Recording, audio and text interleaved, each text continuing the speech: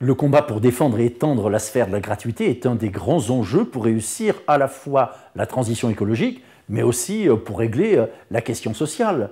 Il faut multiplier les petits bouts de gratuité pour essayer de créer des archipels et après-demain de véritables continents de la gratuité. Alors il peut s'agir de la gratuité des transports en commun, de la gratuité des services culturels ou funéraires, de la gratuité de la restauration scolaire, du logement social, et puis bien sûr également de la gratuité de tout ce qui permet de rendre la vie agréable, comme les jardins publics et autres. Je dirais, il n'y a pas de domaine qui serait par définition voué à être marchand et d'autres gratuits. Tous les domaines de l'existence peuvent devenir gratuits, avec bien sûr une limite. C'est qu'il ne s'agit pas de rendre tout gratuit, mais simplement ce qui correspond à notre conception d'une société plus égalitaire et une société écologique. Et c'est la raison pour laquelle on avance cette idée de gratuité du bon usage face au renchérissement du mésusage. C'est-à-dire, pourquoi est-ce qu'on paye son eau le même prix pour faire son ménage et pour remplir sa piscine privée?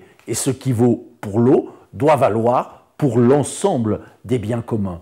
Et ce combat pour la gratuité, eh bien, c'est aujourd'hui un combat partagé à l'échelle planétaire, aussi bien par des pays pauvres que par des grandes nations puissantes, industrielles.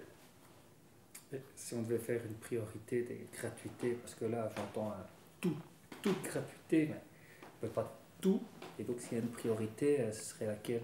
Alors je ne crois pas que ce soit, je dirais, à nous de définir ce par quoi on doit commencer. On a la chance d'hériter d'une histoire qui nous a déjà donné des petits bouts de gratuité. L'école publique est gratuite, mais elle est payée par nos impôts. La santé reste largement gratuite grâce aux hôpitaux publics. Je crois que c'est justement aux gens de décider ce qu'ils souhaitent développer comme forme de gratuité. On a beaucoup de villes qui pratiquent aujourd'hui la gratuité de l'eau élémentaire, c'est-à-dire 40 litres d'eau gratuits par jour et par personne, et gratuité des abonnements. Il y a d'autres villes qui ont choisi davantage de développer la gratuité de la restauration scolaire, sur le modèle de ce que pratique la Suède depuis 13 ans, où tous les enfants d'âge scolaire peuvent manger gratuitement. Alors très souvent on dit, si c'est gratuit, ça n'a pas de valeur et les gens vont gaspiller. Mais là, toutes les études prouvent que c'est exactement l'inverse qui se produit. Lorsque, par exemple, on instaure la gratuité des premiers mètres cubes d'eau, eh bien, il y a une diminution de la consommation globale. Pourquoi? Parce que déjà, les gens font attention pour ne pas accéder aux tranches surfacturées, mais aussi parce qu'on crée des politiques sociales d'accompagnement. On va embaucher du personnel municipal pour expliquer aux gens comment faire des économies, éventuellement comment changer des joints sur le robinet. Lorsque on a effectivement développé cette gratuité dans les médiathèques, on constate déjà que ça va permettre bien sûr de multiplier par 2 le nombre d'abonnés, notamment au sein des quartiers populaires et auprès des jeunes qui n'ont pas d'argent.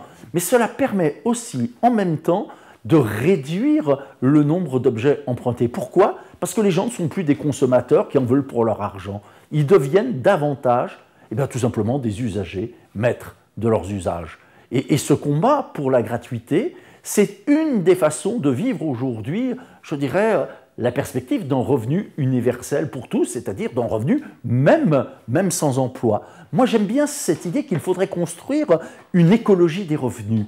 Et cette écologie des revenus, elle doit avoir nécessairement un plancher, ce revenu de base, mais aussi un plafond, c'est-à-dire un revenu maximal autorisé. Au-delà d'un certain montant, on prend tout. Et on prend tout parce que déjà, on sait très bien que l'enrichissement des uns repose sur l'appauvrissement des autres, et puis aussi parce que le mode de vie des hyper riches n'est absolument pas soutenable sur le plan écologique.